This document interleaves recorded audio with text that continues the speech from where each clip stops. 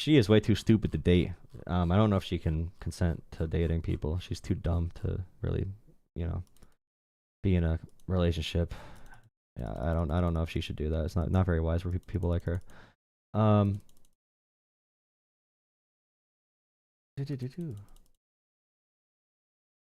are pre-employment background checks unconstitutional? No, you're consenting. You can.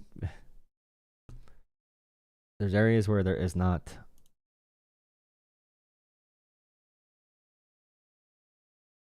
You can sign it away. We talk about reasonable limits to these things. But violating due process completely, or I don't know what you're responding to, honestly.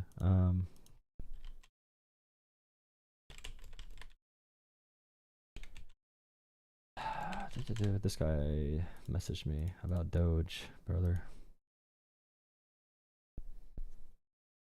Tonight won't be the night that I will fall for you over again. Don't make me change my mind. I won't live to see another day. I swear it's true. But a girl like you is impossible to find. You're impossible to find.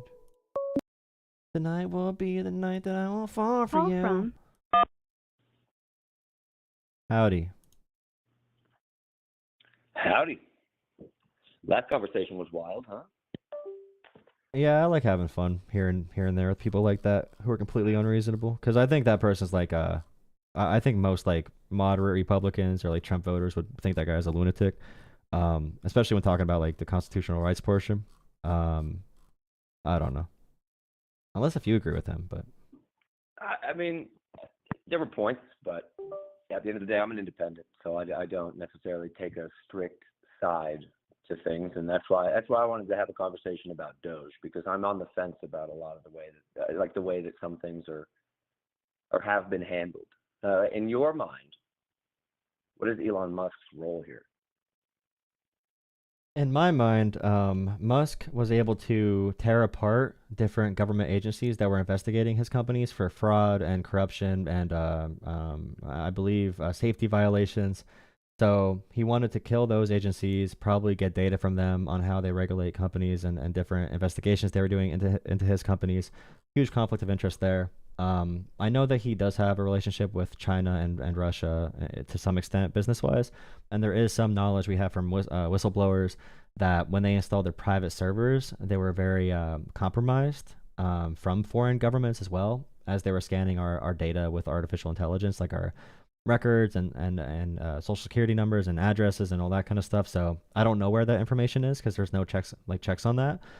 Um, he also wanted to like delegitimize things like social security, saying there's fraud there. Which I think that's a way to sort of make it be demonized to set up a future where you can cut it. And the big thing as well, initially he said $2 trillion in cuts.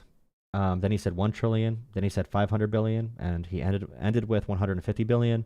And then if you look through the contracts, it's more like 50 to 75 billion in cuts, and a lot of it was just personnel cuts, which is probably the cheapest thing our government does. So that's my overall view of it. I think it's mostly for corrupt purposes, and if you wanted to do this in a real way, you do it through Congress, like Bill Clinton did, if you wanted to actually do it. You made a lot of points there, lots to touch on. Yeah, definitely. I agree with a lot of what you said. I also okay. So here's the question. I guess is the better question. Where is the legitimacy behind what they find? I mean, we have, and I'm not asking you this question like all of it, but we're talking. I mean, $5 billion on leases for unused properties. I don't know if we've gotten all the information or paperwork on any of that. $170 million in Social Security payments. It's the numbers are insane. And as an independent, I really do appreciate us saving money as a country saving money. We have such a deficit that needs to be. Okay, here's a better way to put it. I see the savings that we're making, and I like a lot of them, but I also disagree with the way that all of this is being handled. And I wonder where the middle ground can be of Um, saving money on condoms for Gaza, but also not so cutting that federal was jobs for not. Social Security Do you know people what being killed. Gaza? Like there was some like anti AIDS, HIV/AIDS program for Africa, but there was Sure. no condom sent to like Hamas, like they claimed. Um, there's no evidence about the $5 billion in unused leases. I know they accidentally were cutting. They accidentally exposed actually some CIA or some intelligence offices through that were like protected. I'm pretty sure like classified information because they were just cutting Gotta things love it. randomly. But like in a not good way because it just exposed our private intel to our adversaries. The Doge website got hacked instantly and leaked a bunch of our private information. Sure. A lot of information got leaked from our government that Russia and China would have paid millions and billions and trillions of dollars to try and hack away from us, and they kind of got it handed to them. And just like when it comes to everything that they say they cut, a lot of it was culture war topics that they were mad about. So I mean, they cut a lot of our programs to prevent diseases in Africa. That helped us prevent pandemics and helped us keep trade routes open and get influence in Africa that China's probably going to go steal. They are replicating what we used to do with USAID, largely in Africa. So you can say like you don't like the gender programs or the gay parades or whatever, but even that like they kept a couple contracts or they cut a couple contracts that would be good media stories. But like the Social Security, as well, the idea that there were people that were dead or like kids getting Social Security payments that should not be getting it, that was just completely not true. Never verified. The idea that there were immigrants getting Social Yeah, Security has was it not just, verified at I all didn't mean to either. That was interrupt. not true. Yes, sir. I didn't mean to interrupt. I apologize. Um, uh, has it been unproven or has it just not been confirmed? I'm just wondering because I haven't So found anything that has let's been see. confirmed or unconfirmed. So going through we know they fudged the books a little bit. So after going through the actual budgets they gave for the $100 billion or the 160 they claim to cut, there's a company, a macroeconomics company that found it was closer to $100 billion, but there were inflated numbers and accounting errors included. We cut a bunch of national park services, a lot of VA staffing, a lot of Social Security offices. We cut. So I'd argue, and we cut a lot of IRS agents, which is a really bad thing to cut for the government, and also for tax revenue and for the deficit because they go after the rich when we have more IRS agents. So yeah, what they actually cut is, in my opinion, is really bad areas to cut from government, and there's no proof they did anything substantial or even like I said before, the issues of corruption and everything. It is really scary too. And we have an example again, if you want to look it up, if you haven't before. When Bill Clinton did an actual downsizing of government, that was a controlled way to actually do it. But what Musk did, I'm concerned that it was just to sort of like kill social services, kill agencies that were investigating him, and to steal data with AI. And do you think that is solely on solely Elon Musk's proposal in Well, that sense? Because I mean, he's just what is he? What's the word for it? I apologize. He's just a special advisor to the president, right? So he can't make any, he can't force executive orders. My problem is Trump kind of just listens to everything he says, yeah, I and mean, it's he did scary. shut down agencies by himself too, so he did a lot of crazy shit. But how did he do it by himself? Just because but he can't shut down agencies, can he? I didn't think he had any executive power other than So being an advisor to the a lot of president. it That's is at least my illegal, but the understanding. thing with the issue with our system is if you're in the executive branch, you enforce the laws too. So if you want to do illegal stuff in the executive branch, you kind of can just do it. If like Congress doesn't do anything about it, if the courts are slow, you can kill agencies and fire people and put people in limbo. But there's people right now, there's thousands of federal employees getting paid right now because Doge fired the person who it's a funny story actually. Doge fired the person who like processes laying people off. So they were trying to resign or whatever or leave the job, but Doge fired some of the people who actually let people leave the job. So there's been people collecting payments for months and months now because they just kind of like went through and used AI to cut a bunch of random stuff. And I mean, you could look at Peter Thiel as well. Peter Thiel's really scary. They want to install, I and agree. Musk has said this before. Peter Thiel financed JD Vance's entire career too, and Musk and Thiel have talked about having a satellite surveillance system to watch America. Trump just gave Peter Thiel's company a big federal contract, which is really scary to me. I don't want them using facial recognition technology like China does, which is what we're going towards right now. And no one's talking about this because there's so much other stuff going Oh, on. it's very true. It's completely obvious that that's And Musk where wants to that's put the our direction kids we're in heading, AI because New teachers. York, Chicago, and all of those big Yeah, cities are they already want artificial implementing all intelligence these teachers exact. too. Musk wants. So Musk and Peter Thiel, the fact they're controlling this administration makes me really worried. And they're financing everything, and they're getting all the contracts. And Musk, that's another thing too, right? Musk can direct even more federal contracts to him. He's one of the biggest recipients of all time in taxpayer dollars for his companies. We built him. We built his companies with American taxpayer dollars and our research that we paid for with our taxpayer dollars. Taxpayer dollars. So yeah, when it comes to cutting, and this is what someone said to me before, who's like a libertarian in my Discord, one of our mods in our Discord. He said that at the beginning he was really excited about it, and you know they like it in concept. You know, if you're anti big government, for example, then you want something that's like, okay, they're gonna cut some programs or whatever. But it's kind of my big issue with Doge. I think it's a propaganda machine, and it's a vehicle to do bad things under the branding of doing something people want, right? Because people hear efficiency, they're like, yeah, finally, government efficiency. Um, but yeah, I think they use that branding, and I'll tell you, I'll be honest too. They tried finding the most like crazy fraud, abuse, and waste, and I'll be honest, they found things that you might not like, but they did not do a good job finding, waste, fraud, or abuse. So our government must be kept, even if you think it's designed bad, that's a Congress issue, to be honest. But it seems like they I kept agree. things pretty free of waste, fraud, and abuse then. I also wonder, in your mind, where's the happy medium here, like I asked earlier, because I feel like there has to be some level of our taxpayer dollars going to some ridiculous things, luxury toilets in embassies, luxury, trips that are tens of millions of dollars for, I forget the gentleman's name. I can look it up in a second, but he took a luxury trip to go tour EVs in Europe, and it cost like $10.5 million, and he spent a week there, and it was just a senator. I don't remember his name. I can look that up. Maybe I'm wrong about the amount of money, but it was millions of dollars.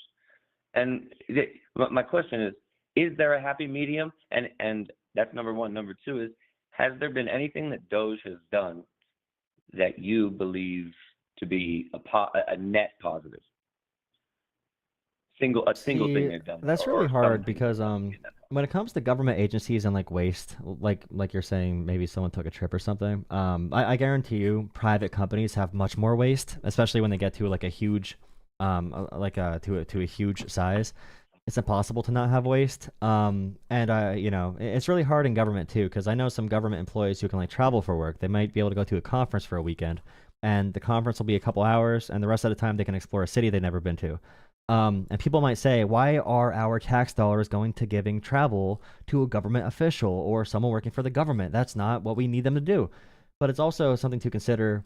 It's always good to ask the question like why things exist, why different funds are used in different areas. Sometimes it's a budget issue, sometimes it's just like planned bad, sometimes it's just like a very small piece of the job. But also, it's sometimes good to have leeway. You don't want the budget to be exactly zero for these things because they cannot operate at full potential if there is an emergency where they need higher capacity, or if there is you want some movement in the system so it can withstand big blows if anything ever goes wrong, if people are fired or whatever might happen. But also, when we try to attract workers, public service employees get paid a lot less than private already. And it's okay to maintain some standard of travel or other benefits that can attract good, successful people to be in government too. So, even right now in Congress, if we could ban Congress from taking big dollar donations and from stock trading, I'd be 100% happy with paying them over $1 million each, honestly. Because if you look at a CEO, CEOs make at least $10 million, $15 million. And if you're going to be in Congress and divest from all your private companies so you're not corrupt, I would be happy making them millionaires because I think it's a I mean, job I have to that's stop you important right like there. that. CEOs of major corporations definitely make that much money, but how many major corporations are in America? Well, think I about the mean, we're Fortune talking 500 Fortune alone. We have 500, we have Fortune thousands. 200. But think about how many people in Congress there are. You're probably you're in Congress of America. You are probably one of the top 1,000 most powerful people in humanity if you're in Congress or Senate.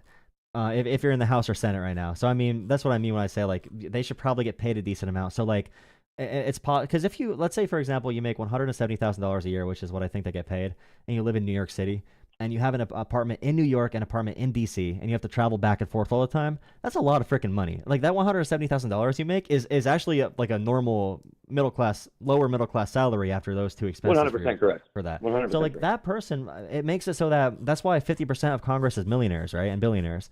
Because if you're from a regular background, you can't run for it. You can't manage the campaign where they have a bunch of rich friends and everything. So yeah, I'd be happy if they could stop taking millions of dollars and speaking fees and donations. If they could be clean politicians, I'd happily pay them more to get quality people to run the government. But you asked a question about like a balance.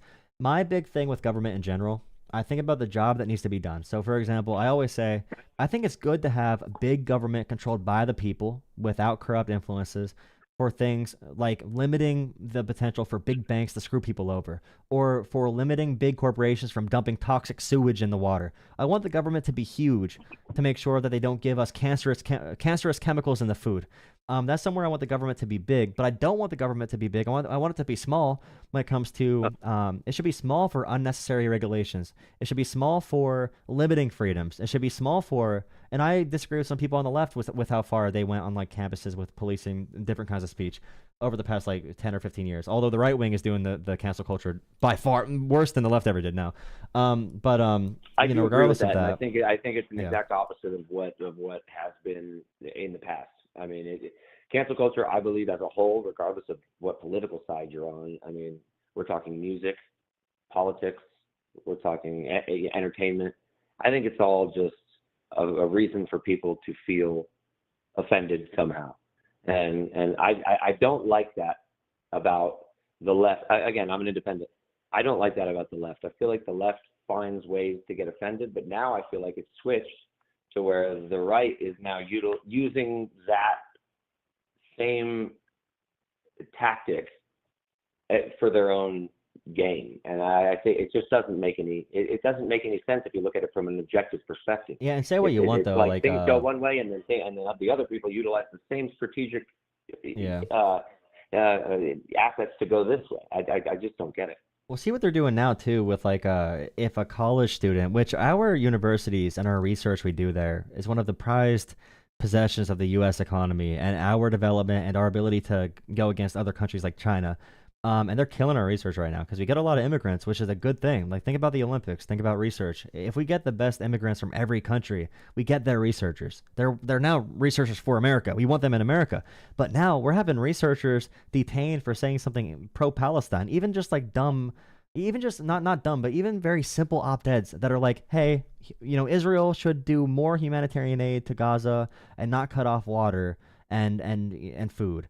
Even that op-ed can get you detained with a unmarked vehicle with people that have a face mask on. They can show up and just rip you off a college campus now with the right wing. And I try to bring up Let's like be an honest, analogy. do we have any proof of that happening? Yo, look it up, dude. Dude. Okay, we have to introduce you to this because People there's getting at least snapped like there's because hundreds they're of cases. I'm not even activists. kidding.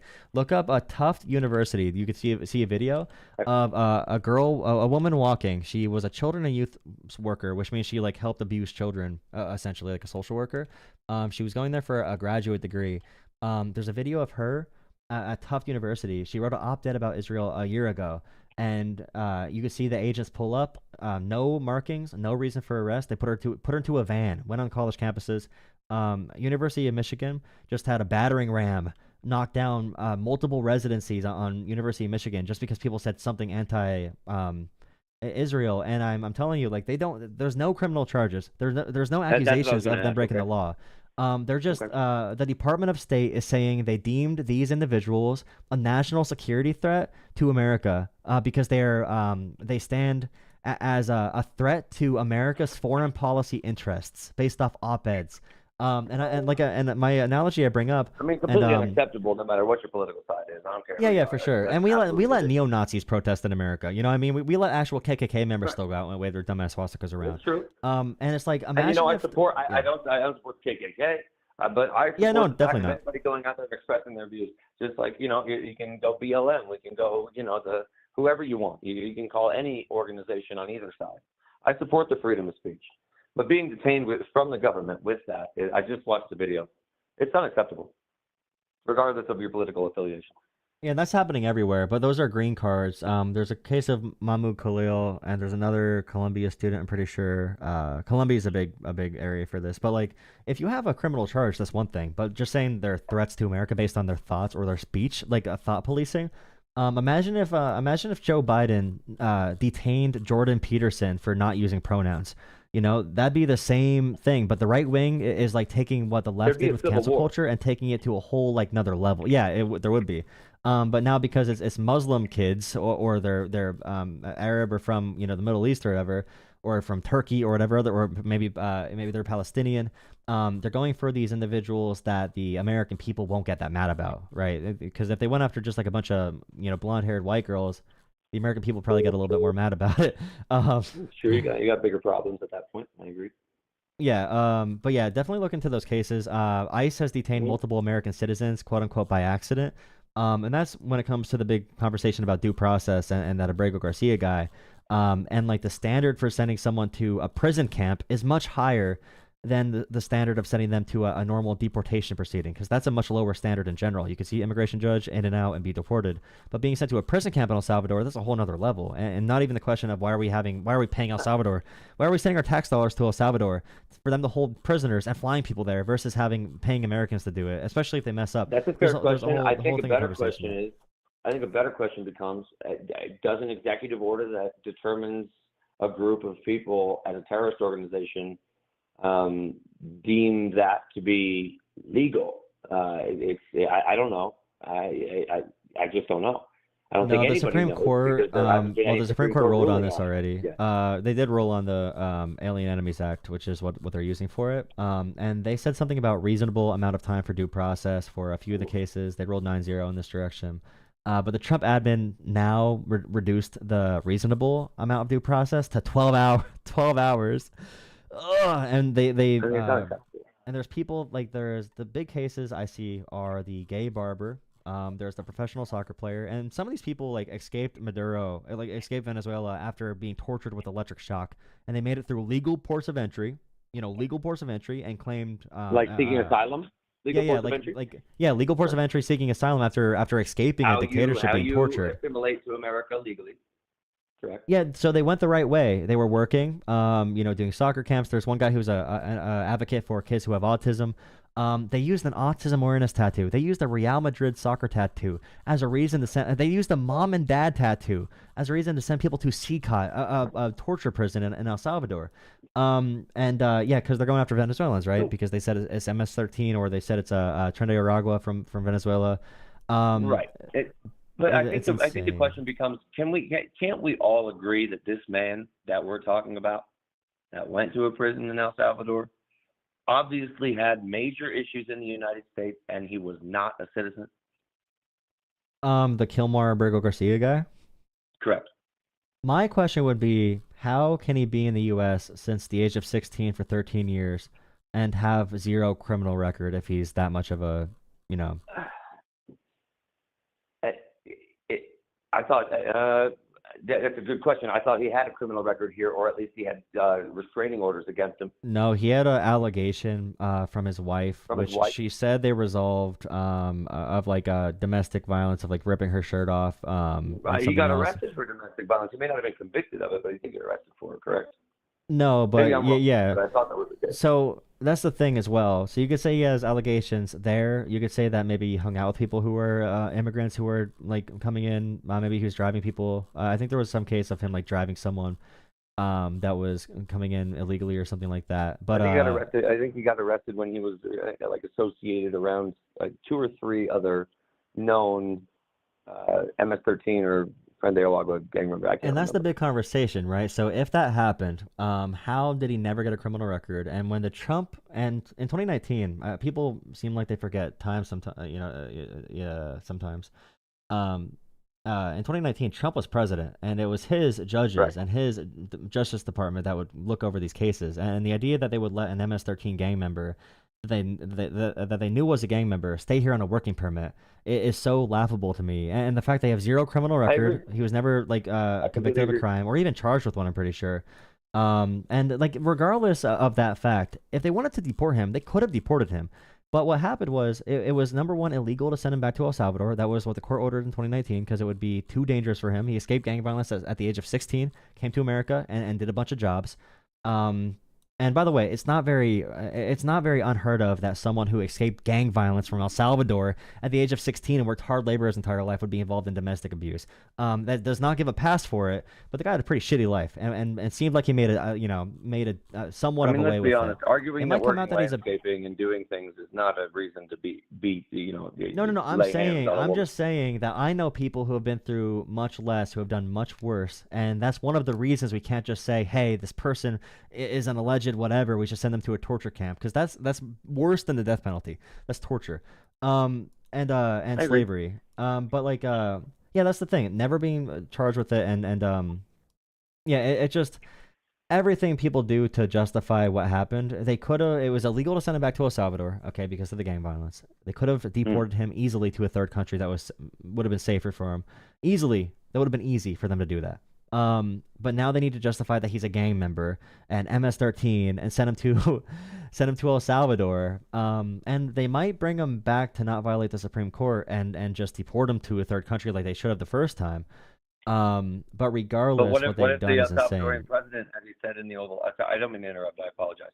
But the El Salvadorian president in the meeting at the Oval Office said, "What am I supposed to do? Go illegally bring this person back into the country when I forget exactly his words, but he said something to the effect of, I'm not going to smuggle him back into your country. He's a citizen of my country." Does that change the, I guess, perspective on what's going on here? The fact that America is paying El Salvador, a country that has the GDP of probably half of Atlanta or half of Philadelphia, um, the fact that we're paying them and the fact that we sent this person to them to be in this labor camp, um, I mean, the Trump administration would essentially just be violating the Supreme Court order at that point because they have more than enough power to get him sent back to America to go through the proper proceedings. So like that's what I would say there. The Trump admin would just be admitting that they don't care about law in America, and then we'd be in a constitutional crisis at that point. And like obviously, if Bukele, they've already sent people back, by the way, because I think we sent women there by accident. But yeah, it's easy to get someone back, and the arguments they made, like Trump and Bukele were sitting next to each other. Like, well, I can't send him back, and I can't send him back. Who can send him back? We don't have the power to. It's like, okay, guys, like, It's a straw man argument in a way, that's for sure. Not from you, I mean from them. I get it. Let's get back to Doge for a second. So, I guess, okay, not Doge. Let's go the Trump administration as a whole. Do you have any positive affirmations for what they've done in this administration for the last 4 or so months, since January 20th? So right now our spending this year. Sorry, a year and 5 months. Jesus, what the Okay. hell am I talking about? There you go. Our spending right now is higher spending than the past 2 years in government. So we're increasing our deficits. We're passing another big tax cut for the ultra wealthy mainly that we don't need to do. We could just cut taxes for the working people and for middle class people, but we need to give a huge break to the wealthy, of course, so the donors get what they paid for. That's going to increase the deficit. We fired IRS agents, which is going to add another 400 billion to the deficit because we lose our ability to get taxes from really high earners that hide their money. We're gonna have a huge deficit this year, probably double what it was last year, or at least like 50% bigger than it was this year. We're increasing the military budget to $1 trillion. We're illegally bombing places in Yemen. We're basically acting as another wing of Israel to help them with Iran and Yemen, but it's complicated with Iran and Russia, so that's a little bit different.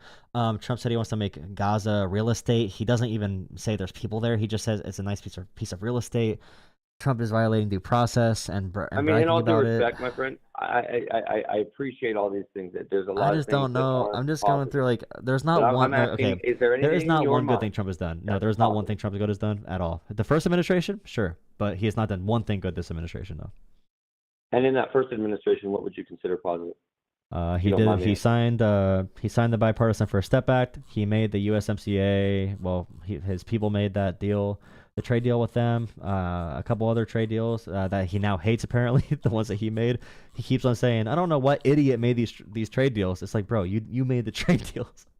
But yeah, those are fine. I think targeted tariffs could work if you have actual manufacturing. So I think Biden actually finished what Trump intended to do, but through actual legislation. I'd probably say those things are fine. And you can find nothing in in the last year and a half of this administration that you find positive. No, I mean he made corruption more legal. Then he's cutting benefits from people and cutting taxes for only the wealthy, or for mostly the wealthy, and increasing our deficit. People, I mean, yeah, everything he's done so far. I mean, do you see that tourism's down 20% in America? We're losing hundreds of $1 billions in tourism revenue, which is going to hurt the deficit in American businesses. The tariffs, Trump looks like a dumbass talking about tariffs, taxing the American people through tariffs, and small businesses are dying because of tariffs. And I see layoffs left and right near me because of the tariffs. It's just like he said, egg prices are down 94%. They're still high as shit. Like he seems so disconnected from reality. I don't know if he's even like sentient anymore. He sounds even the same or worse than Biden. Now, in the Biden administration, where was your thought process on their actions during that administration? I mean, as a I whole, think like, it's a hard question to ask, but so. When it comes to manufacturing, Biden increased our manufacturing of semiconductors and our ability to go after precious earth minerals. He increased our capacity by around 10 times what it was before, the biggest manufacturing boom since the New Deal from FDR. We're going to see those factories pop up, and Trump's going to get credit for those because he's just going to say he did it. But Biden did that through the Chips and Science Act. China's killing us with battery production and clean energy. Biden's infrastructure or not sorry Inflation Reduction Act focused on green energy. Biden got the infrastructure bill done that Trump claimed he wanted. Biden got a bipartisan infrastructure bill done to get billions of dollars back into our states to rebuild our infrastructure to catch up to China.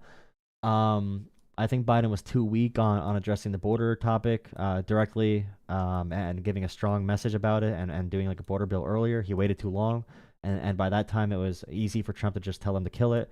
So when it comes to manufacturing, Biden did what Trump wanted to do, and I don't know why Trump is killing the Chips Act and all that kind of stuff. But yeah, policy wise, I'm pretty happy with what Biden did domestically. Like policy wise, he tried raising taxes on and what corporations, but he policies are couldn't. But you most favorable towards? the infrastructure bill is really good. I like investing in chips and semiconductors. We need that to compete with China, and also the batteries and green energy. China's killing us right now in all those categories. That was like the anti-China package, and Trump just killed it. So yeah, those are the big main. And being pro labor and pro union. Biden was the most pro union president in probably what year is it? 2025, and probably literally 60 years probably. So I like that he was pro labor too. I agree with that. I think that there's obviously a need to be, from a federal perspective, pro union. I have my disagreements and qualms about what certain unions have the power to do. Yeah, sure. It and the influence that they have upon decision making within the bureaucracy. It can be difficult, but I appreciate everything you said. I think that there's a lot there, and I also think that these are questions that need to be asked less than a debate, more of just where do people stand and how do you feel about it? And I'll tell you, I'll touch on a couple of things that you said. With Doge, I already said this, and I'm going to say it one more time, which is I agree that there is massive bloating in the federal government, and it needs to be cut. It needs to. We should not be spending money on certain craziness or the amount of money we're spending on certain things, period. And I don't think any tax-paying citizen would advocate for, the chat's going to laugh, luxury toilets in an embassy. Okay, it's ridiculous. The expenses that we've had and the amount of money that we spend is insane. I also think the way that they're doing this right now is creating a vacuum towards some level of, I don't want to use the word, some level of individual control of the government. Let's put it that way. And it scares me. It scares me to think that a president. Yeah, we all know the song when we were children. I'm Bill. Now I go to the Senate. Now I go to the now I go to the House. I mean, I'm paraphrasing, but we all know the song. We learned that in second grade. And I fear that even though, in my opinion, these budget cuts and things are great on paper for me as a tax-paying American, yeah, maybe pay less taxes, whatever the case may be. But to think about what this could lead to is a scary thing, that we can essentially have the president be friends with the most powerful, the richest man in the world, who's best friends with the most powerful man in the world, and they just decide things in a closed room, and then a piece of paper is signed as an executive order, and he's like, yeah, that's what we're doing. I think it's very scary, even though a lot of the things that he's done I appreciate. And I'd like your touch on what I just said. What you think about that? I think from a messaging perspective, government needs to just act less, I guess, less pretentious, because like the toilets are definitely frustrating. I definitely agree. But then when you look at like a $50,000 toilet or a bathroom renovation, which definitely should not be done, that's like, I don't even know what small of a fraction of $1 million, or $1 billion, or how much how much of a budget was allocated versus used and misused, and that's probably a very small part, the same as personnel. My big thing, like, I definitely want to cut down on that and make sure that there's not people in positions that are going to be doing that. It's happening to a much worse extent now. I would definitely refer to the events that, our government's kind of being sold, like picked apart and sold to private industry, which I don't think is good. I think some things need to be done by the public good, because private companies are going to screw us over way more than government will. So things like healthcare, I wish we had a more, and that's a big thing too. Like, I think that's a whole nother debate, my friend. Yeah, but like when we talk about the federal government and taxes, our taxes compared to Europe and every other first world country are pretty low. But when it comes to like China, for example, China is a state command economy. Their government can use all of their resources for whatever they want. They can do whatever they want with currencies. They could do whatever they want. That's why they could build such big infrastructure. That's why their electric cars are killing us right now. Their green energy, their semiconductor, like everything about them is refined, and they can move things in any direction they want to at the push of a button or whatever. And there is no private property there, right? I mean, there is there's a type of private property, but nothing's really completely 100% private, obviously. And we sacrifice that in America, which I think is a good trade-off. We have the benefits from government and the benefits provided by government. But sometimes we need to pay more in taxes in the federal government, but we need to be very clear when we do that there is a very clear objective. Because I think the tariffs are showing that many Americans are willing to pay more in some regard if they see the return, if they get a clear vision of what the future is going to be, if they know why we're doing it. So we need that messaging. We need that clear vision. We need, like, if Americans are getting taxed more for healthcare, if they have to pay a higher mandate for healthcare, then every American should probably be covered, just like the European countries do. I don't know why these poor countries can cover all their people and their people live 8 years longer, but meanwhile we're paying out the ass to both the government and the private companies. We're paying to both because Obamacare made us pay both. So it's like we need to pick options for everything. Most of the countries that offer those things most of those countries that offer great levels of healthcare are A, very homogenous, B, they have like a small fraction of the citizens that we have. And there's, I look at things like we can go back to healthcare just for 1 second. We look at the VA. It is the worst form of healthcare that you could ever have.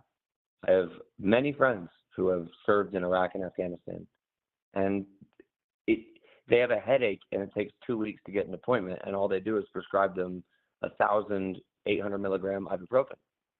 It's a failed system.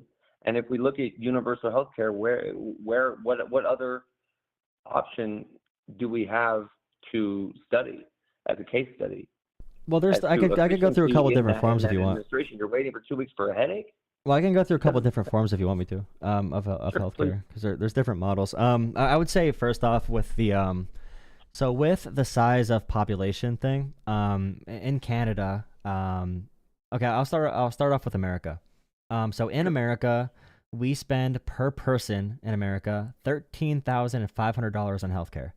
Okay, and we still have millions, tens of millions of people who are uninsured or underinsured.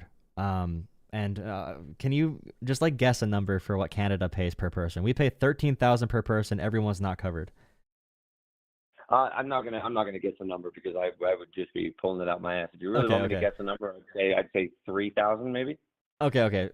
So theirs is 7,000 a person. So they pay 7,000. half what we Way do off. for healthcare. So they provide healthcare for more people. People live on average 6 years longer than they do in America, than we do in America, and they pay half the price. So when it comes to per person and having less of a population, we have far more resources. It would take a while to build up the capacity because they already had this for a while.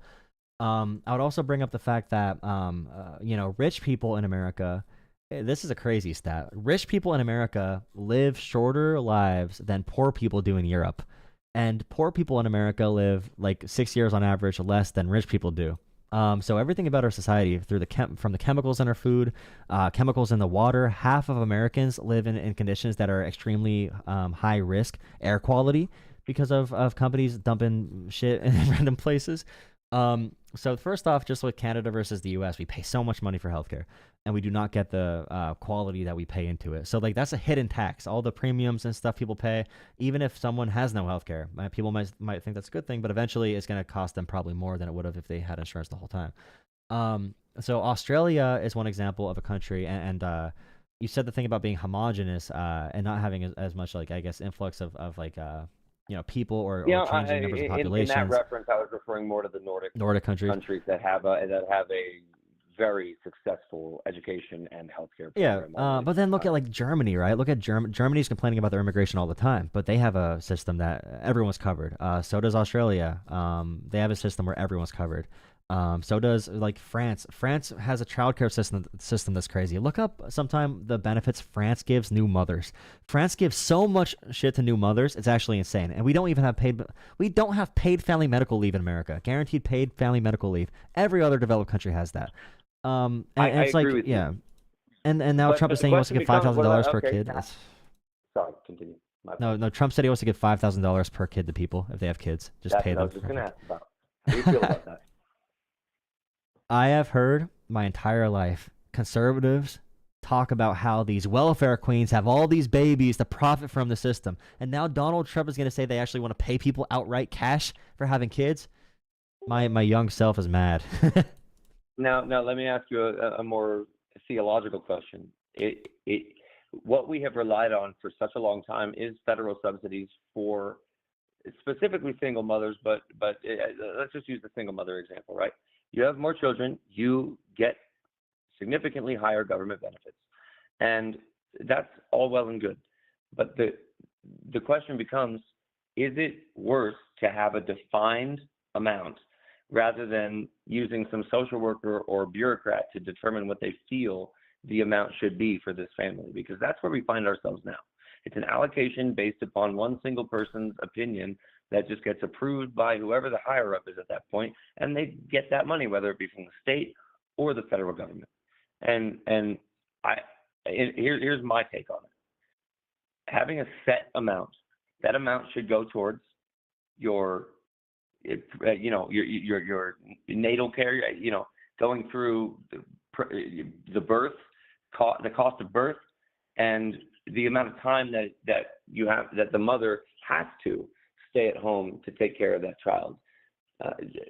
Yeah, I think that $5,000 should go towards that. Let's use that $5,000 as an example.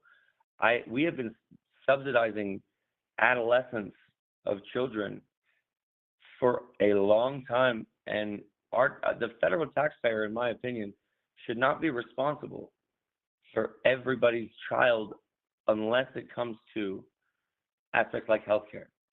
If you can't afford, in my opinion, and now I can expand on that, but in my opinion, if you can't afford to raise your child, it's not that you shouldn't have the child. Maybe adopt. There has to be an option here where the federal universal taxpayer is not responsible for a bunch of children and not every child, but if you can't afford your child, don't have the child. I think we should be responsible for all of the kids in America, and I could tell you why. Um, from a okay, so I mean, I hear the logic from conservatives often that we should cut taxes for corporations because of trickle down economics, being a big boost to the economy because they can have more ability to like give jobs to people and grow more. My argument would be that the people in our society are the value. I think raising a kid should be considered to be a job. Like in France, they pay you before you have the kid for like 3 months. They give you a huge benefit after you have the kid. They have universal childcare, I'm pretty sure, to make it a lot easier. And if you have this system where we have a society and a culture and a government that backs it up, that cares about raising kids, then you have less crime. Then you have less disaster. You have less mental health issues.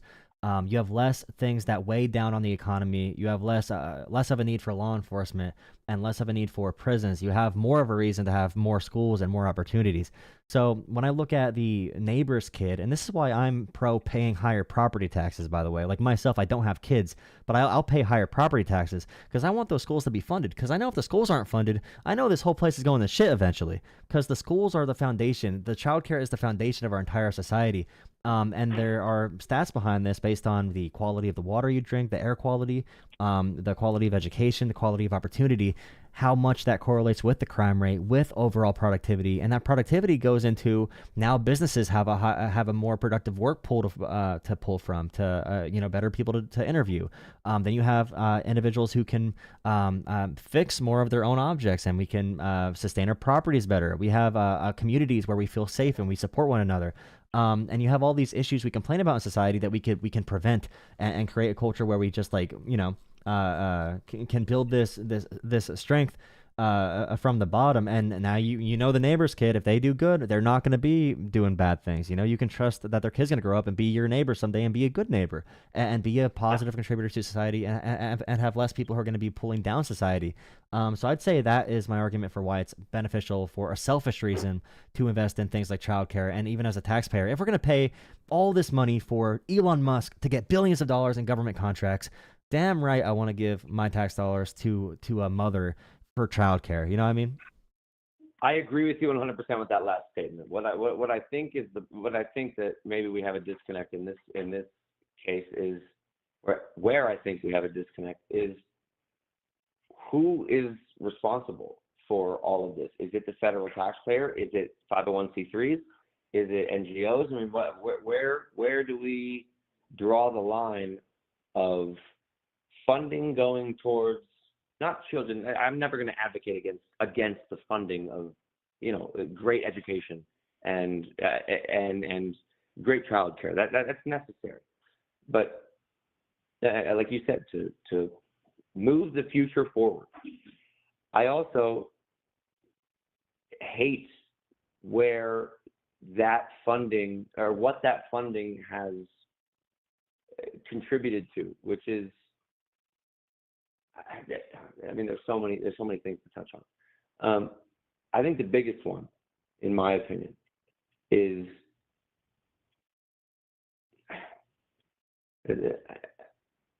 trying to make it quick, my friend. I'm trying. I think the biggest problem in my mind is that the normal person that's working hard, doing their thing every day, now has to pay for all of these other things. Where let's look at this. Okay, let's look at the African American community as a whole. That they have the highest poverty rate, they have the lowest education scores, yet the highest federal funding. How does that equate to government being something that is a beneficial commodity to them, rather than really a deterrent? It doesn't. To me, it doesn't make sense that the highest funded areas are the lowest scoring. Do you mean for like high schools or K through 12? Sorry, one more time. Do you mean like K through 12, high schools, middle schools, elementary? Yep. So our system, even if you get more federal funding, I'm not trying to make this a race argument. I'm just saying from an urban community perspective. No, this is like a completely valid question.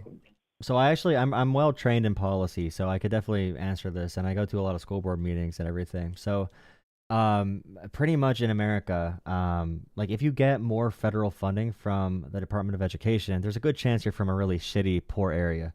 And I'm allowed to say that because I'm from a shitty, poor area. So the areas that get more federal funding need it more for the worst reasons possible, right? So they have they have a bad tax base. They have probably deteriorating. It's getting late. Schools that are falling apart, deterioration. The schools that are dying. So in we could use Norway as an example. So Norway spends $18,000 per student on for education. Okay, the U.S. we spend $15,000 on average, but the issue is in the U.S. we fund our public schools mostly by local and state governments and mostly like property taxes. So in a poor area, the schools are going to suck. They will get more federal money to try and bring it up to par, but they'll still be really bad because they're underfunded and don't have enough resources. And then in rich areas, you have a huge wealth disparity. So you have one class of people who are getting really good education, another class that gets bad education, and then guess what? The poor kids can't move. They can't get opportunities. They cannot get jobs. That area becomes worse and worse and Why? worse. The crime rate gets up because the schools suck there. And if you have shitty schools and it's a poor area, you're not going to have opportunities moving in. It means the chance of you leaving's worse because you have worse education, less opportunities. And that's like that's a. I mean, you should call in again. We can go into that, but just Yeah, absolutely. for this purpose, the Norway example, they spend $3,000 more per kid on public schooling, but that's not the most interesting part. Norway funds their education 100% from the national government. For us, that'd be the federal government, 100%. And Norway has better outcomes because the poor areas get the same funding as the rich areas. So there are not these pockets of people that are in these communities that are falling apart, that have high crime rates where we just abandon them and then yell at them when they don't do good. Norway funds everywhere in a way that is merit based. You all get the same opportunity to be competitive. Everyone gets the same resources. In America, it's based on zip code. So what I would say to your answer for that, the reason the lowest test scores get the most federal funding is because our system sucks. The local governments segregating that is going to be largely segregated on race and class for reasons that date back in our history very, very long term. So if you wanted a more equitable education system that we save money in, it'd probably be to fund it completely through states or completely federally. Funding it by local property taxes is the dumbest way to do education. I have a huge issue with that, but it's hard to it's hard to find solutions because it's hard to find consensus on that kind of stuff. I mean, it's fair. I mean, you also just stated that you'd be happy to pay higher property taxes to fund the education system. And, I don't think there'd be any. Listen, property taxes are not fun, as you know. I don't enjoy them. But at the end of the day, it's a necessity and it does fund good things. Oh, think about this too. Really quick, I just thought about one thing. Sorry, I thought about one thing. So imagine like you have, like Martha's Vineyard, for example. Of course. So imagine you have Martha's Vineyard and all the rich people in society, all the elites live there, okay? And now they live in this special county in Massachusetts, and we fund our schools by property taxes. So all these rich people that should be paying higher taxes to help our country be better, which is the point of like the progressive taxation system and income tax. All these people, when it comes to education, if we don't have a Department of Education or another better way to do what they do with that, you have this island where all these property taxes don't go to any school anywhere. So the public schools in these rich areas are going to be all isolated and they're going to get all this money. But all the billionaires in society, the Elon Musks, the Mark Zuckerbergs, the Jeff Bezoses, our education system, our public schools are being torn apart by these individuals that make money from because we like imagine like what I said before about it being an investment like education. We pay to educate the individuals that will work for Amazon. We pay to educate through K through 12 the people that will work for all these companies that all these billionaires own, but they don't pay into those property taxes. That's a huge, huge issue that we're paying to subsidize their workers. And then we know that if you work for Walmart, we're also paying for the Walmart workers' Medicaid for their health care. And Walmart's not paying shit for that. So that's another big issue, yeah. Well, I agree with that, and we can go into major issues. I'm willing to talk to you for a long time, my friend. I like your perspective on things. Here's what I will say: you touched on billionaires, and this is one thing that I think a lot of people, especially us normal people, have a really hard time understanding what a billion is. And a million, if you put a 1 second per dollar, a million seconds is 11 and a half days. It's 11, I'll look it up exactly. It's 11.57 days. A billion seconds is 31 years. And I think a lot of people, we throw this billionaire word around a lot, like it's a normal thing. And I'm just equating $1 to a second. 11 days to be a millionaire. 31 years to be a billionaire. It's a number that's insane. And what I really think is that this tax code should have been changed a long time ago through multiple administrations, including the Clinton administration, and especially when Hillary Clinton was and I'm not going to get into, you know, who's right or who's wrong for doing what they did, but the tax code should have been changed a long time ago. I truly believe that Trump got elected in 2016 solely because on that debate stage, he said, of course I take advantage of the tax code. And you know why everybody out here is mad at me? Hillary Clinton said, yeah, Trump doesn't pay taxes or whatever. And he goes, of course I took advantage of the tax code. Because it's there. Because I'm not stupid. And you know why they all hate me out in this crowd? Because every single one of them do it too.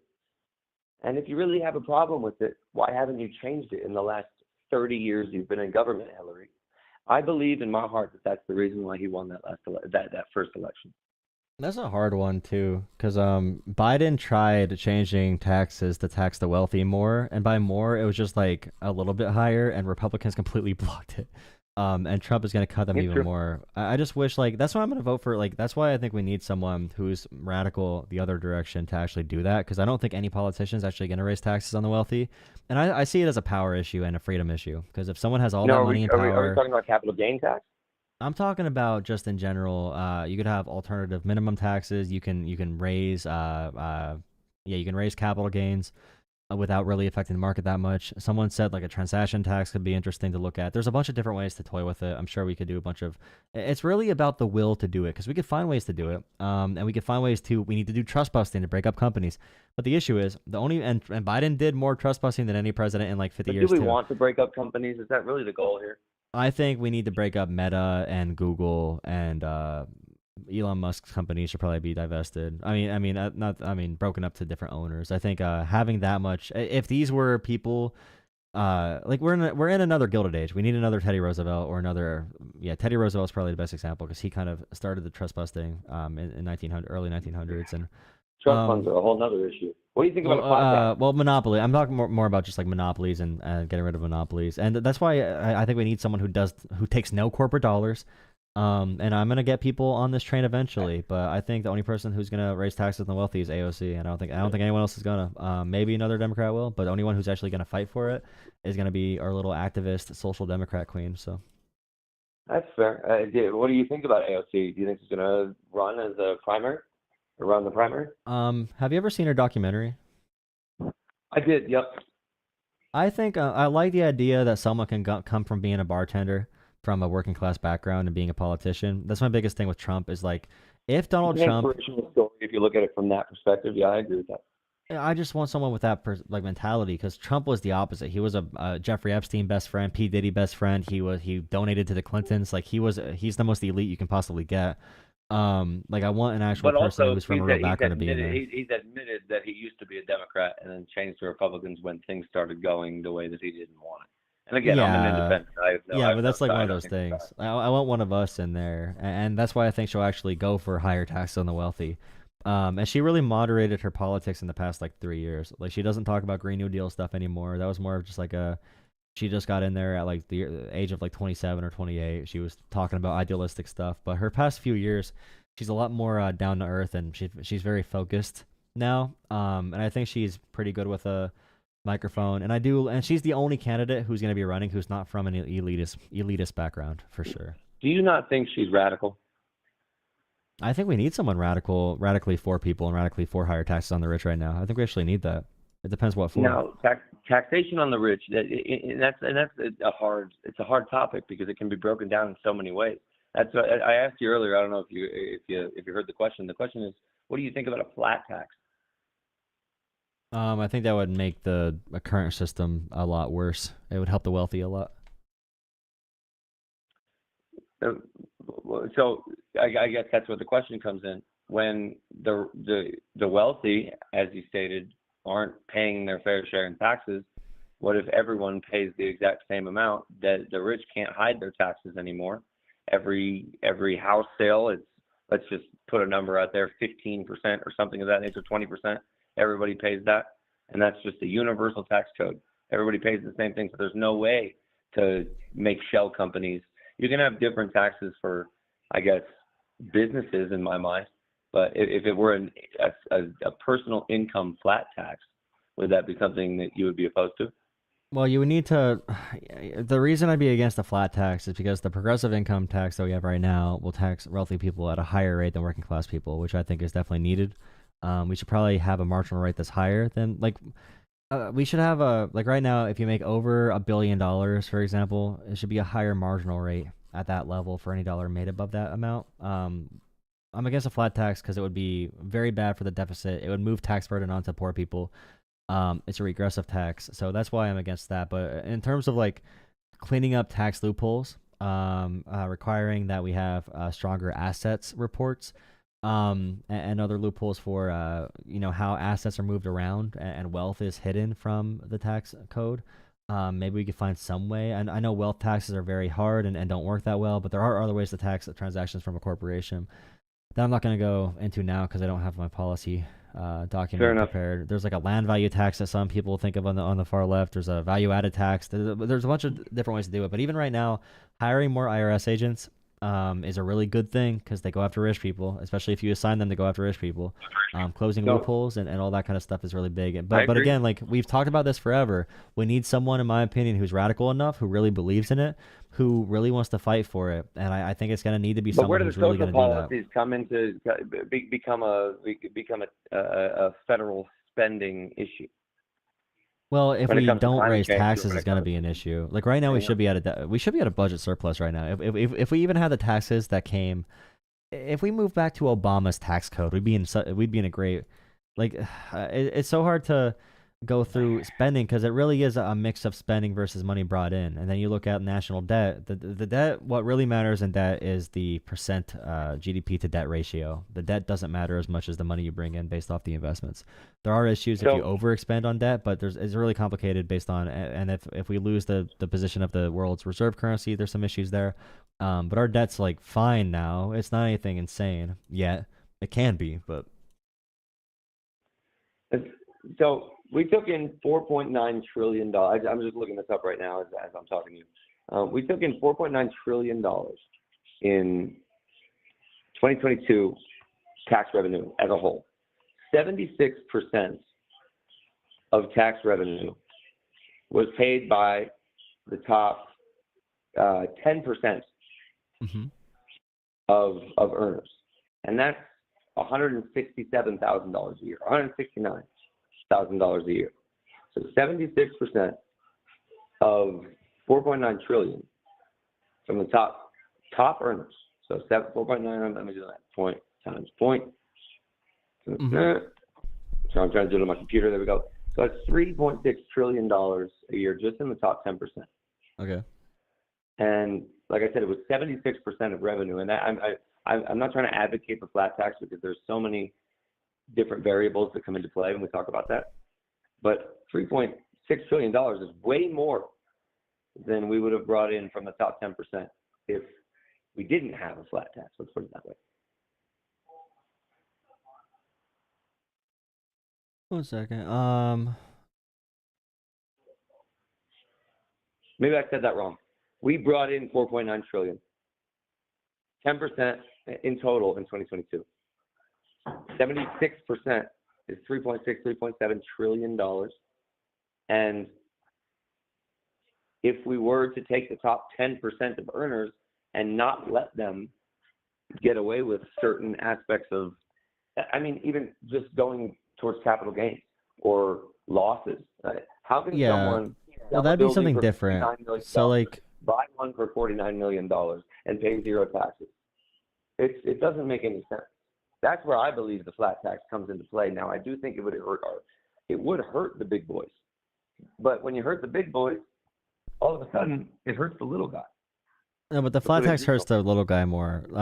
Okay, so this is something I think what you're thinking about, because the progressive taxation system's good because it taxes higher percentages for the rich, right? Like, do you like that part of that tax at least?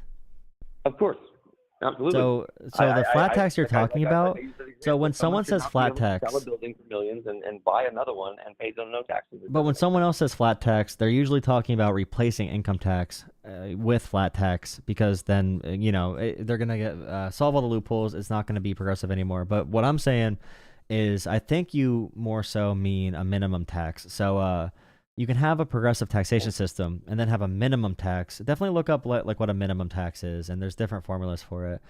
But you'd pay your income tax, and then there'd be a minimum tax for like corporations.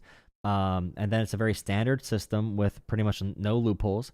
And then you cannot avoid any of the minimum tax through any deductions or anything like that. So there's like a flat rate. So it's like a progressive taxation system with a flat tax built into it somewhere along the way, if that makes sense. So there's still progressive taxation, but you have to pay that minimum amount. You cannot go below that amount with all these loopholes. It's a complicated debate, and I do agree with what you say. I think you have There's very a lot of valid points. complicated stuff. It's more of, but that's Yeah, what I said before. It's like a conceptual and I'm no thing. It's just CPA. like I'll tell you we that. just need someone who, and I mean, I wouldn't trust them with economic policy. I don't trust anyone at this point. I don't trust myself. I don't know what to trust anymore. But we need someone who's gonna fight for it, and if they want to fight for it, they're gonna find a way. They're gonna find a way to do it. We just need someone who's willing to do it. And I definitely want to chat again. I'm gonna Yeah, we'll head chat to bed again, probably. brother. I'll let But you yeah, go. yeah, call in again. If you have a Discord too, we chat in Discord every now and then. Yep. With our community. But yeah, I really It was a enjoyed great this conversation, conversation. brother. I appreciate the honesty, Yeah, and definitely would love to talk about it was a little AOC too. refreshing from the last conversation you had, I'm sure. And I don't agree with everything AOC says either, or Sure. like Bernie or whatever. But I just know they take zero corporate dollars. They never have taken corporate dollars. They're from working class backgrounds, and we need more of that in politics. And I think they are principled in a way that's actually good, even if you think they're misguided in some ways. And we can talk about some like social justice warrior stuff too. But I think, yeah, I really enjoyed the conversation. I think this is good. Yes, sir. I think you'd be a good example of like a sort of like a swing voter who's actually in the center. Like you sound like an actual independent, which is actually pretty refreshing because usually independents are just like very right wing and they just call themselves independents to look good, or they say I'm a libertarian, and then I'm like, but They like, voted for Trump. yeah, That's all it yeah, they're fake libertarians. All these libertarians who are just like Trump supporters, but they're like, I'm pro liberty. Then it's like, well, the government's violating due process. Well, that's okay. It's like whatever. All right, yeah, thanks for And, calling. and I'll touch on this before we go, real quick. Yeah, I do yeah, want for to sure. touch on this for everybody watching, real quick, too. I think it's very important that we're able to come together and have these conversations and have different opinions clash. And even though I might not agree with you on some things, and you don't agree with me on some things, there doesn't have to be animosity towards it, even though it's good content. I'll tell you that. I think that it's important to have this level of what you can even quote unquote call it a debate, but just an understanding of people's perspectives that I don't think gets portrayed much in social media specifically. Everything is so driven to the left or to the right, and it becomes so brainwashed algorithm level where all they see is one side, and then people tend to go towards that direction because that's all they see, but they don't see the other side. And it's always great to have conflicting opinions and discuss them. So I appreciate that, and thank you for the conversation, my friend. Yeah, yeah, definitely. Yeah, thanks. Like I said, we could have a couple topics next time as well. You can feel free to shoot me a message on that line. Yeah, we'll do. But yeah, thank you. Have a good night, man. God bless Thanks you for as the well. call. Bye bye. See ya.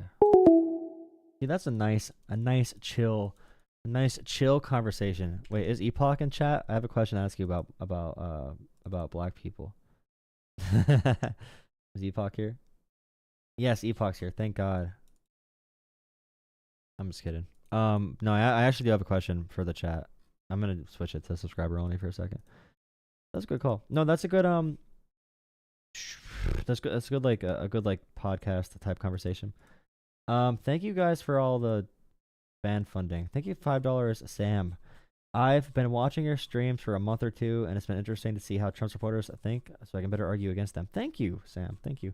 I think another portion is to make sure we remember. It's also about how to communicate to people because a lot of these are going to be a lot of the conversations we need to have are not going to be debates. It's going to be reaching out to people who are conflicted, who have heard other information from people who may have been lying. Maybe they have been misguided. Maybe they believe things that may not be true that we have to interact with them on. And some people are pretty reasonable and the media makes us want to fight each other. So like some people who want to argue and fight you are probably not going to join the movement, but there are people we need to focus on who might. Yeah, thank you for the $5. Thank you so much. And also I got a $10 from L Lee. Thank you so much for on Venmo. Thank you. I forget what you said. 1 second. Let me look. Yeah, if you want to donate, Jolah Politics on PayPal, Venmo, or Cash App. Jolah Politics, JOLAHPOLITICS. Ellie, thank you. And I don't ever say last names, guys. I usually say like a short version of your first name if you donate. Thank you so much. It says Jolah is the best. Thank you. Jolah is the best. I'm decent. Not that good. Drop a like, please subscribe. I do have a question for everyone though. Let me go to subscriber only mode. I don't know if I did that already. I did. Okay, subscriber only mode for 1 second. So AOC put up a tweet. All right. Hell. Oh, okay.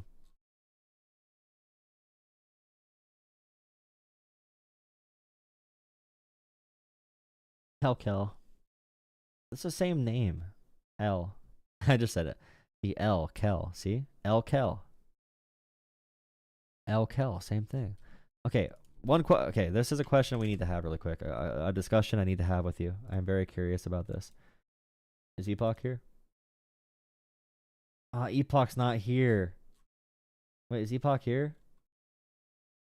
Who am I gonna ask? Who am I gonna ask this question to? Who am I gonna ask?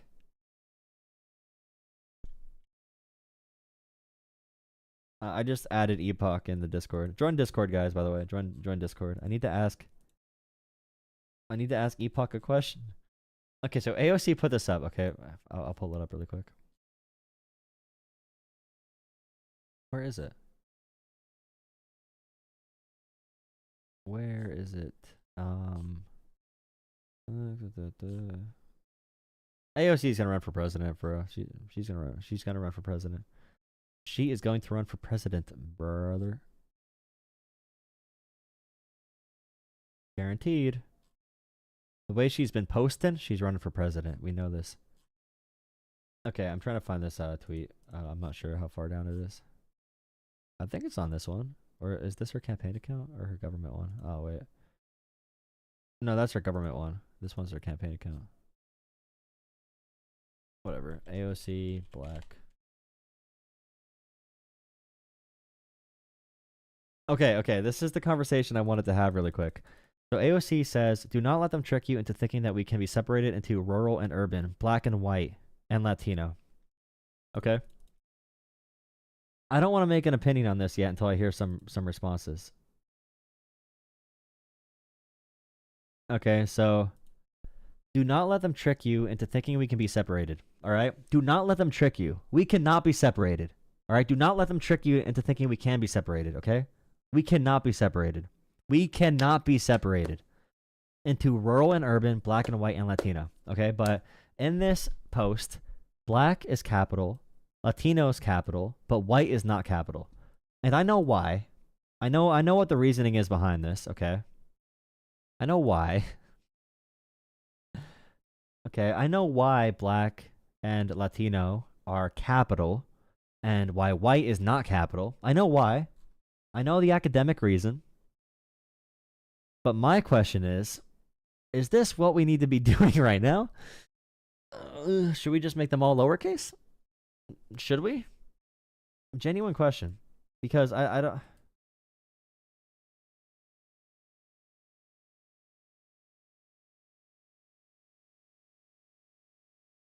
What do you guys think? What do you think? I've really been thinking about this today.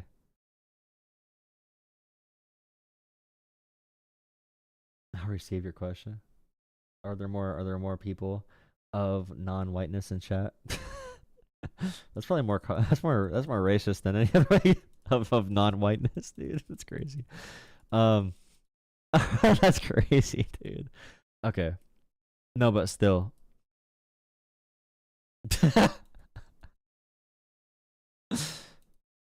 You think it's division, separation?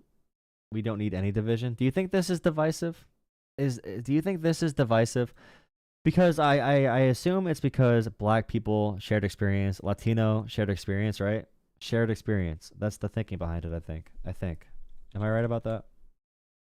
Let's see. Let's why I'm pretty sure that's right. Why is Latino and black capital but not white?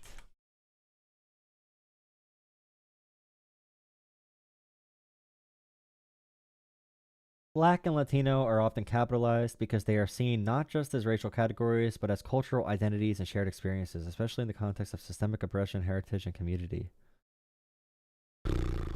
AP News uses black in all caps, and they began doing it in 2020.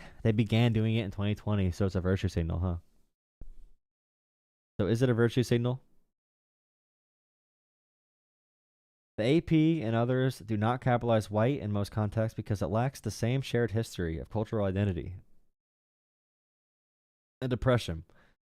There's also a concern that white with a capital W has been used by white supremacist groups to signal racial solidarity.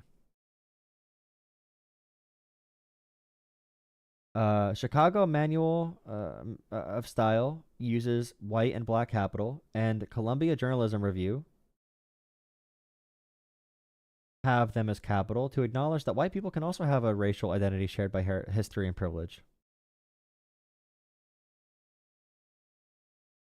Black and Latino capitalized for cultural, historical, and social reasons. White is usually lowercase to avoid aligning with white nationalist language. Okay, so if we're gonna say that capital white means you might align with white nationalist language, and then black and Latino are capital because of the cultural, historical, and social reasons, wouldn't you just like not capitalize any of them at that point? Like,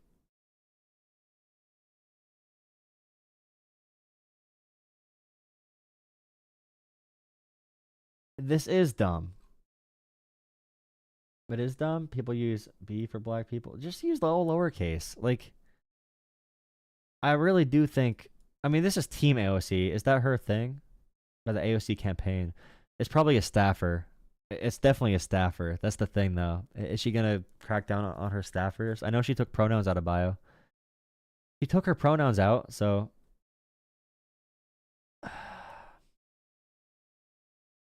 Let's see. Let me type this out real quick. If I'm writing a post, we need to unite under shared visions of the future. Okay. No more division along. I can't spell. Division along racial or class lines. Okay. All cultures belong, whether all cultures belong, whether white, whether white, black, Latino, others, etc. We need to unite under shared visions of the future. No more division along racial or class lines. All cultures belong, whether white, black, Latino, others, etc. See? That's how you do it. Is this a real question? It is a real question because apparently it's enough to be put in a social media page. The economy, stupid. Why did she remove pronouns? AOC remove pronoun. Okay, so please drop a like and subscribe, by the way, and donate to Jolah Politics on Venmo, Cash App, or PayPal if you want to make me a happy boy. Someone did. Sri. I didn't see Sri earlier. Wait, was that yesterday? That was yesterday. Well, thank you. Thank you from yesterday. That was the 23rd. Well, thank you for the other day. Why is the white for? Oh, you're right. You're right. Oh, crap. Yeah, no. Whether black, Latino, others. This okay. We don't need white in here. Others, etc. Um. Okay, so pronouns. I think. See, I don't want to give my opinion because the woke mob might cancel me. The woke mob.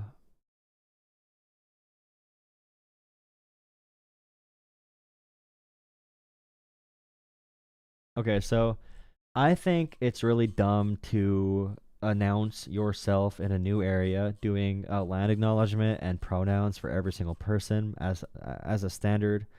I think you should give yourself an opportunity to introduce yourself and let anyone share what they want to share. I don't like the idea that we're going to force people to say pronouns all the time, especially because, a lot of trans people don't want to say their pronouns all the time in every single engagement. And you could just say, hey, if you have something to share about yourself, then please share it. It's just like, trans people, gay people, some of them say wives and husbands. Like I'm pretty sure Pete Buttigieg says husband. He doesn't say partner. So it's like it's one of those things that kicks people out of the movement when they don't need to be kicked out for no gain, for no like clear purpose. And sometimes you need to meet people where they are. And I was watching Pod Save America. I don't really watch. I mean, I guess I watch them as just like I watch political content all day, so sometimes I watch them. Not my go-to, but Sarah McBride was on there. I put that on my Discord. And by the way, join Discord. I'll hop in there and chat for a few minutes after I get off here. Sarah McBride was on there, and Sarah McBride was speaking about how Barack Obama being anti-gay marriage or same-sex marriage, marriage equality going into being president, him not being for it and then becoming in favor of marriage equality was a very valuable thing for the American public to see. And Sarah McBride, who is our first trans member of Congress, of U.S. Congress, theorized, what would the world look like today for gay rights, for LGBT rights in general, okay? What would the world look like if we cut out people in 2008 over 2008 over like marriage equality, Sometimes you need to meet people where they are and continue that activism, pushing towards the goal to get a better result in the future. So there's a lot of stuff to consider there. See, I would also say just in general that definitely listen to people from different communities for sure, but you can also pick a strategy that makes more sense. So like let's say you have different strategy inclinations about talking in a certain way. I would never discount voices in general. I would definitely inform myself from different areas, but you don't need to accept every single person's strategy or opinion on how to communicate just because they are a part of a group. Although I would say your final conclusion of best practice or best strategy probably should be reinforced by the group you're talking about. You don't need to listen to every single person's opinion, obviously. You don't need to listen to Candace Owens.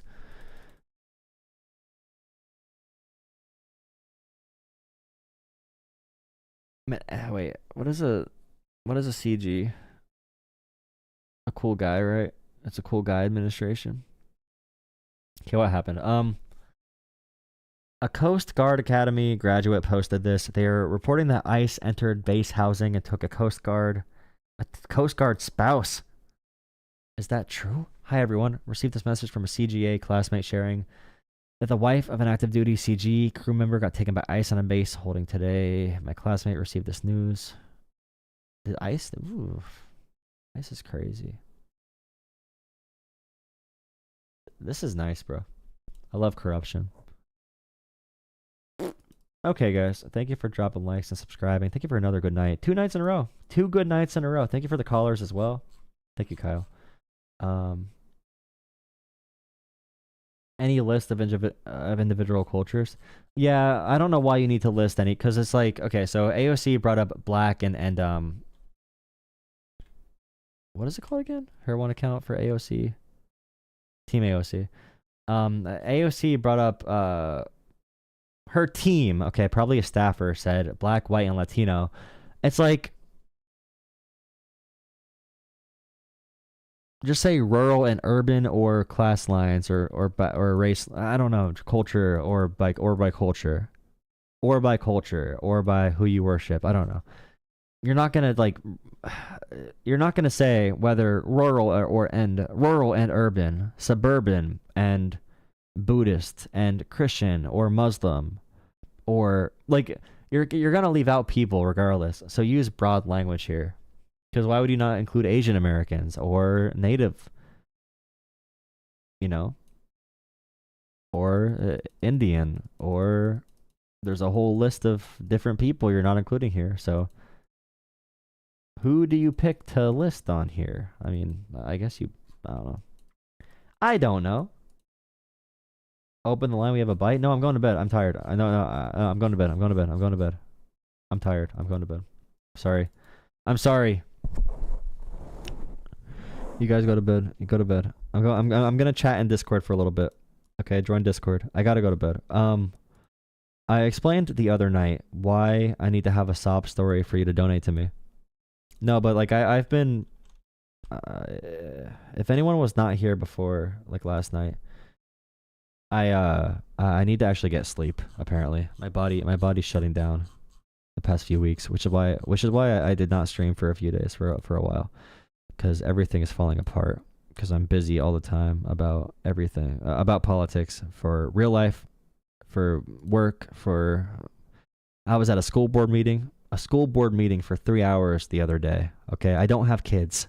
I was at a school board meeting for 3 hours, so my brain is fried. But yeah, I gotta go to Discord bed. Debate for like 5 minutes, lol. No, if you want to call in, guys, if you're trying to call into the show, I see a couple people. Call in tomorrow. I'll stream at tomorrow's Friday. Is tomorrow Friday?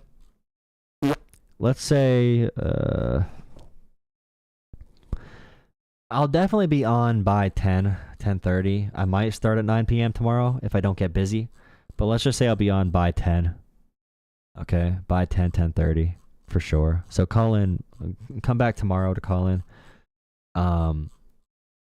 Might start earlier. If I plan to start earlier, join Discord. I always ping Discord. Best way to stay connected. I'd rather, if you have Discord too, I'd rather you call in through Discord. It's easier to call in through Discord. Take a nap beforehand. I can't, dude. If I fall asleep, it's hard for me to fall asleep. It's actually terrible. Tomorrow is Friday. Yeah. Thank you. Get some rest. So nice. We got some new viewers. I suck. Thank you, buddy. And we've been bleeding viewers too because I'm on subscriber only mode. Maybe I just had to leave the channel for a few weeks and then, I have viewers again, Maybe I just have to take a break for like a week or two in between streams. And then I tonight and last night actually had decent viewership, so we'll take it.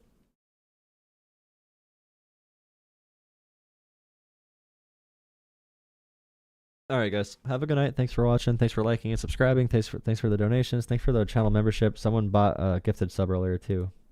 Did Sri buy that? Is that what I saw Sri get tonight? Thank you, Sri, for the gifted membership. Thank you again. I thought I saw that. I thanked you for the Venmo donation instead for a second time. How many donuts for an Oxy tattoo? At least 2. Thank you for another $5, Sri. With an American flag. Thank you again. I just saw that now. Thank you. Thank you. Really quick, this person donated to me. I did not respond yet, but they said they donated to me on PayPal, and they said, would you be interested in a partnership? Our company could pay you monthly based on performance and a set rate.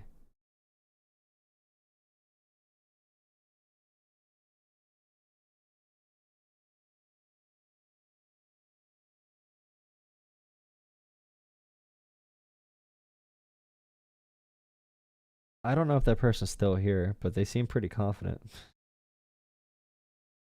They've donated for me. They've donated to me for a few months now, by the way. So it's a real person. They never tried like getting a brand deal or anything before, so that's like a new thing. Hutch with his new cut. I need a break too. Yeah. For this climate.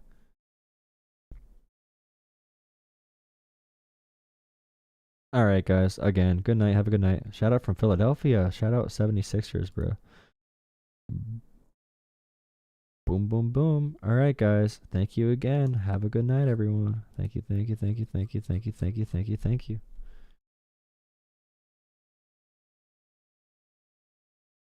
Vandred, if you ask me that every day, I'm gonna ban you, by the way.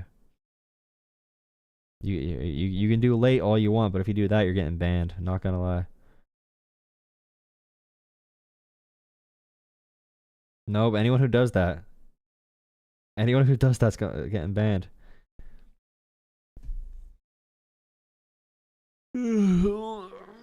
I'll show you my baby pictures. My hair is definitely thinning out for sure, but I've always been bald since a young age. I actually saw a picture of me playing baseball as a kid, or like basketball or something, and my forehead is huge. My forehead is huge in that picture. It's actually kind of scary how big my forehead's always been. So I started the race off in last place, and it's just going downhill from here. All right. It might be Elon. True. Okay, thank you, mods. Thank you, Kyle. Thank you, channel members. Thank you, Christine. Thank you, Kate. Thank you, Vandred. Thank you, Sri. Thank you. Was I bald then? No, I'm going bald now. But I'm saying that my hair right now is pretty consistent with the hair I've had since middle school. I've always just had a big ass forehead. LOL. But now it's thinning out, so it's gonna. I wish I had one of those. Like if I had a down low hairline, it would be fine right now. But I'm gonna pay for hair plugs if I survive the revolution. Go to Turkey, exactly. Let me talk for an hour. Okay, I'll go to bed. Stop Trump. Yeah, stop Trump. Good job, Carly. Thank you, members. Thank you, subs. Thank you, donators. Thank you. See you guys tomorrow. Thank you. Good night. I'll be in Discord chat. Guys. Good night. I'll be in Discord for like 20 minutes. See you there if you want to chat. If not, I'm going to bed. Good job. Good night, guys. Thank you for watching. See you.